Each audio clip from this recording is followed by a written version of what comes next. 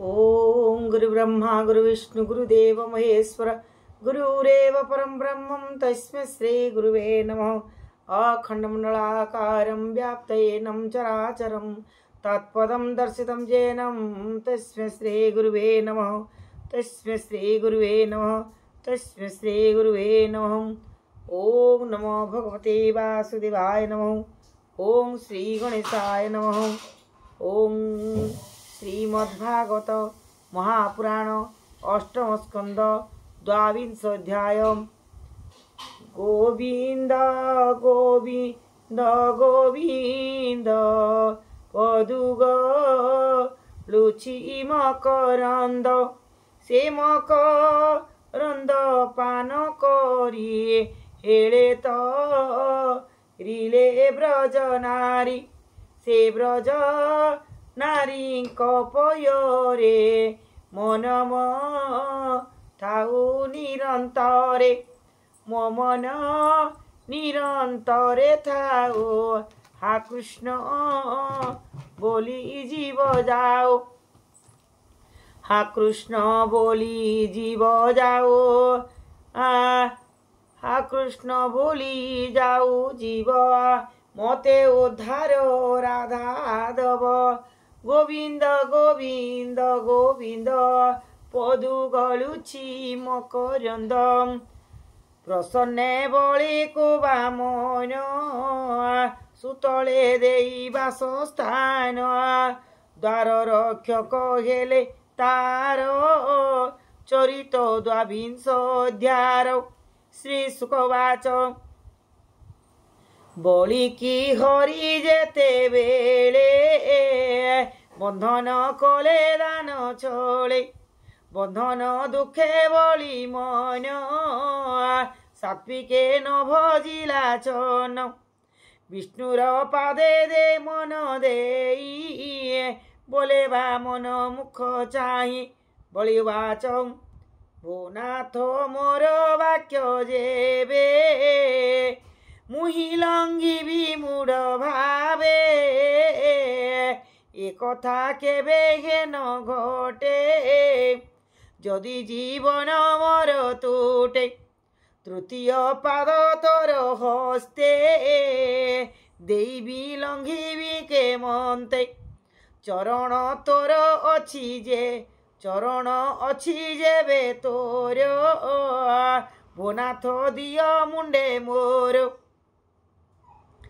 नरके मोर भय नाही तोर बंधने न तोरई तोर निग्रहे नाही भय असाधु बादे जेते भय जेड़े भय तो अनुग्रह हो जार होए से प्राणी सर्व दुख सोहे तू नाथ असुरंक पक्षे परोक्ष गुरु तु प्रत्यक्ष आंबर चक्षु मदे अंध सत्य जे मणु ए संपद ए मदे अंजन सदृश दया जे करू तो प्रकाश बैरी करी तो विषय पूर्वे जे थिले महाभय राय अंते लभिले तो चरण जे गति मुनि सिद्ध गण तू नाथ मते दया करी वरुण पासे बंदी करिए निग्रह करू जेते मते से भय नाही मोर चिते तो भक्त मोर पितामह साधु सुगुण महाशय तोर चरणे आश्रा करे पितार दंडरु निस्तरी जानई मिथ्या ए संसार के मित्र बंधु के बापर के बा जननी भ्राता तात कि बा पद ए जगत पत्नी तनय केहि नहे सर्वे जंत्रित माया मोहे ए जेते संसार देख ये जन्म मरण हेतु तुहे से पुणी एमंत विचारी तो पादे चित्ते दृढ़ करी अंते पशिला तोर पादे माया को जिणी अप्रमादे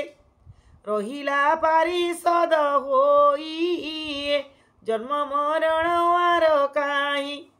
तोर महिमा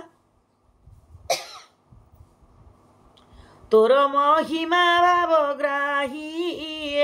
मो मूढ़ जानी ता काई श्री सुकवाच ए मन्ते कहू बली प्रतीक्षे जेस ने बिजुलिए गगने शुभे शंखनाद तक्षणे मिले प्रहलाद बली न मिला तांकु देखिए बामन संगते उपेक्षी विष्णुर प्राय तार तेज तुल्येन हिवे ग्रहराज पिसंग वस्त्र परिधान सुंदर नलिन नयन अप्रलय बाहु हृदय सोहे रूपे नंग समन हे आनंदे शोक गद गदे कंठे को शीत वाक्य नादे चरणे दंडवते सोई मने कल्पित अर्घ्य देई रहिला पितामह पासे बामन अनुग्रह आसे से प्रहलाद अति बेगे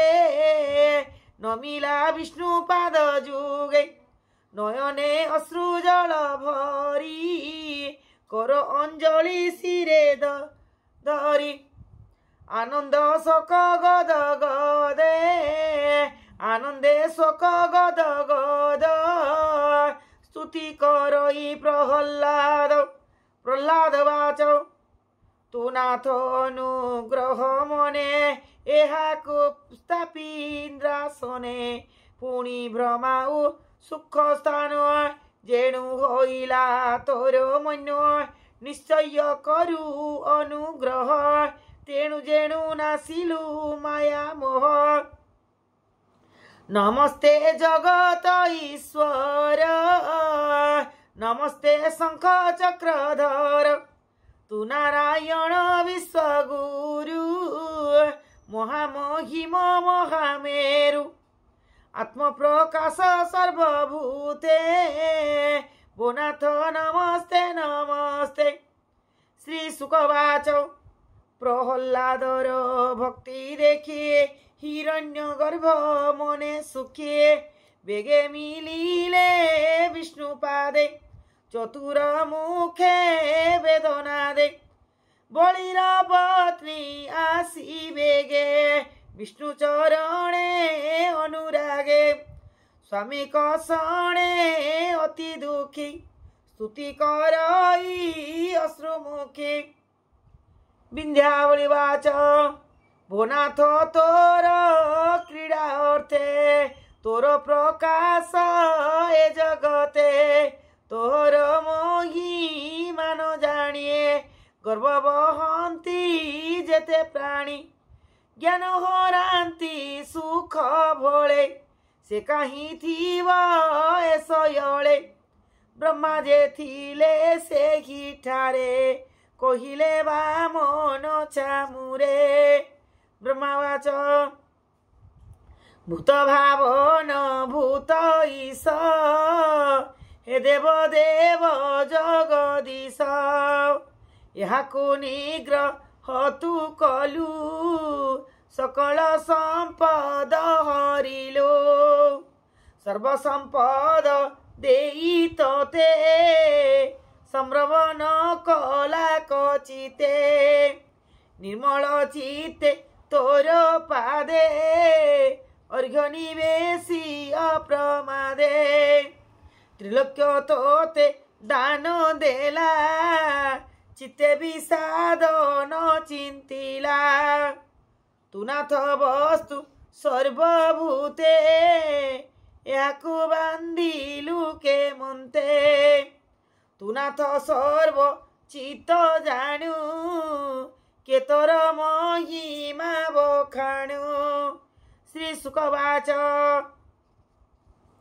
ब्रह्मा वचन शुणी हरि बोलिकी चित्ते दया करी बोलती प्रभु भगवान विधाता शुण मो वचन श्री भगवान वाच मुजाकू अनुग्रह करे सर्वसंपद बेगे हरे जे अर्थ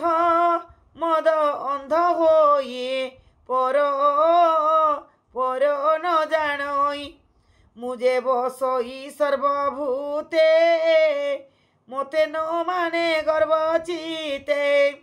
ए जीव आत्मा काम्य कर्मे माया रे सर्वभूत प्रेमे नाना जोनी रे जन्म होए ज्ञान न लोभे माया मोहे जन्म करम भय रूपू जन्म करम भय रूप विद्या ऐश्वर्य धनाधीप ए भावे जार गर्भ नाही मोहर अनुग्रह तहे जे जन मान गर्भ बहे धन संपद रूप दे से मोते जानिब के मंते माया मोहित अविरते ए जे दानव दैत्य राजा निज स्वभावे मोहातेजा असुर बुद्धि न घेनीला गुरु वचन न मानिला बंधु बांधव ज्ञाति जेते एहांकु छाड़िले समस्ते केबे हे सत्य न छाड़िला मोर वचने मन देला ए भूमि दान देला मते ए लोके थिब एके मंते एहाकु देवी दिव्य स्थान स्वर्ग हूँ दुर्लभ सुवन निमित विश्वकर्मा पूरा देवदानवे ओगोचर जे पूरे आदि व्याधि नाही कालर तेज न लागई से पूरे थिब ए निश्चिंते सावन मरु परिजंते से जंतु से मनु काले स्वर्गपुरे बसिब अमर शरीरे इंद्र होइब स्वर्ग देशे मु एबे थिबी एहा पासे निश्चिंते थाउ एसु तले तारा तो नय ज्ञाति मेले धन ही थिब अप्रमितौ शत्रु न हिबे उपगतौ सुदर्शन ताग्रते आवरी थिब अविरते दैत्य दानव तार संगे निरते थिब मन रंगे मुहि जे करे गदा धरे थिब हितापुरे आवरे गे अनिसे देखु थिबे मते थिबी मु एहार ग्रते एमंत कही भगवान फेरिले बलिर बंधन से हरि चरण पंकजे ब्राह्मण जगन्नाथ भजे इति श्रीमद्भागवते महापुराण पारमहंस्या संहितायाम् अष्टम स्कंदे बोलिमोक्षणं नाम 12 अध्याय समाप्त।